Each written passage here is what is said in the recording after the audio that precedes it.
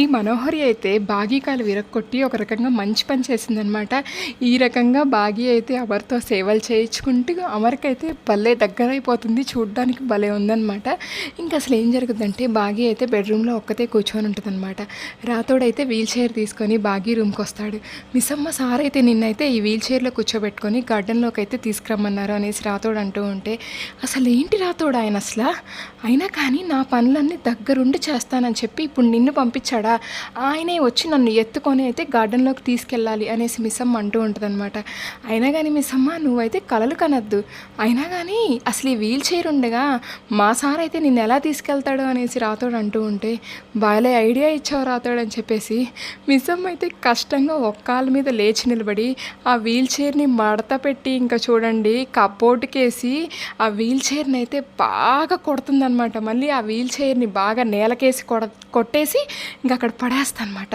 ఇంకా వెంటనే అమరైతే రాతోడు అని అరుచుకుంటూ వస్తే మిస్సమ్మ అయితే గమ్ముగా పెట్టిపోయిన కూర్చునిద్ది అనమాట. ఏంటి ఇంకా నువ్వు మిస్సమ్మని తీసుకురాలేదు అనేసి ఇంకా అమరైతే ఇంకా బాగీ దగ్గరికి అయితే వస్తాడనమాట. ఏం లేదు సార్, వీల్ చైర్ అయితే పాడైపోయింది, పని చేయట్లేదు అనేసి రాతోడు అంటూ ఉంటాడనమాట.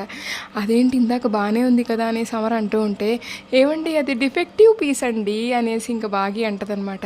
అయినా కానీ నాకైతే ఈ రూమ్లో ఉండి బోర్ కొట్టింది, అలా గార్డెన్లోకి వచ్చి రిలాక్స్ అవ్వాలనుకున్నాను, ఇప్పుడేమో ఈ వీల్ చైర్ పాడైపోయింది, ఇంక అంతేలే నేను ఈ రూమ్లోనే ఉంటానులే అనేసి బాగీ అయితే భలే అంటదనమాట. అమ్మ మిస్సమ్మ అసలు ఒక్క ప్లాన్తో సార్కి భలే దగ్గర అవ్వాలని చూస్తున్నావే అనేసి రాతోడు మనసులో అనుకుంటూ ఉంటాడనమాట. అయినా కానీ రాతోడు అసలు నాకైతే గార్డెన్లో కూర్చొని కాఫీ తాగాలనుంది, కానీ ఇప్పుడు ఏం చేద్దాం, వీల్ చైర్ పాడైపోయిందిగా, ఇంకా నువ్వైతే నాకు కాఫీని బెడ్రూమ్లోకి తెచ్చివలే రాతోడు అనేసి మిస్సమ్మ అంటూ ఉంటుందన్నమాట. సరే మిస్సమ్మ, ఇంకా నువ్వైతే గార్డెన్లోకి రాలేవు కదా, కాఫీని అయితే నేను బెడ్రూమ్లోకి తెచ్చిస్తానులే అనేసి రాతోడైతే కాఫీ తేవడానికైతే బెడ్రూమ్లో నుంచి వెళ్ళబోతూ ఉంటాడనమాట. వద్దు రాతోడు అనేసి ఇంకా అమరైతే మన బాగీని అయితే 2 చేతులతో ఎత్తుకొని తీసుకెళ్ళి గార్డెన్లో అయితే సోఫాలో కూర్చోబెడతాడనమాట. ఇంక ఇదంతా చూసి మన మనోహరి కుళ్ళుకుంటూ ఉంటుందన్నమాట. ఇంక బాగీ అయితే సారీ మనోహరి గారు, మీరైతే నా వల్ల ఎన్నో మాటలు పడుతున్నారు అనేసి బాగీ అంటూ ఉంటుందన్నమాట. అయినా ఎందుకు సారీ అనేసి అమర్ అడుగుతూ ఉంటాడనమాట.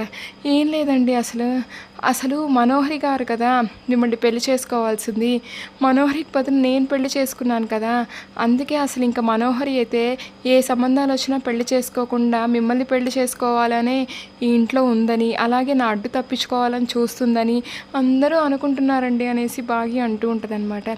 ఏ బాగి, నేనైతే అలా ఏం అనుకోవట్లేదే అనేసి మనోహరి అంటూ ఉంటుందన్నమాట. నువ్వు కాదు మనోహరి, నీ గురించి తెలుసు కదా, బయట అందరూ అనుకుంటూ ఉన్నారు అసలు. అయినా కానీ నా ఫ్రెండ్ కరుణ కూడా ఇందాక ఫోన్ చేస్తే, అయినా కానీ ఆ మనోహరి నీ కాలు విరగట్టడానికి నీళ్లు పోసింది అనేసి కరుణ కూడా అనింది. చచ్చా, మనోహరి అలాంటిది కాదని నేను కరుణకైతే సర్ది చెప్పాను, కానీ అందరికీ సర్ది చెప్పలేను కదా మనోహరి గారు, అసలైనా కూడా మీరు పెళ్లి చేసుకొని నాకు ఇంటికి వెళ్తే మిమ్మల్ని ఎవరు ఏ మాటలు అనరు కదా అనేసి ఇంకా మిస్సమ్మ అంటూ ఉంటుందన్నమాట.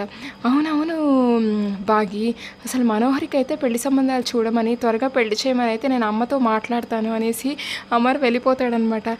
అమర్ అవసరం లేదు, నేనేం ఫీల్ అమర్, నేనైతే పెళ్లి చేసుకోను అమర్, నేను ఇక్కడే ఉంటాను అమర్ అనేసి ఇంకా మనోహరి అనుకుంటూ ఉంటుందన్నమాట. ఇంకా బాగి అయితే హ్యాపీగా ఫీల్ అవుతూ ఉంటుందన్నమాట.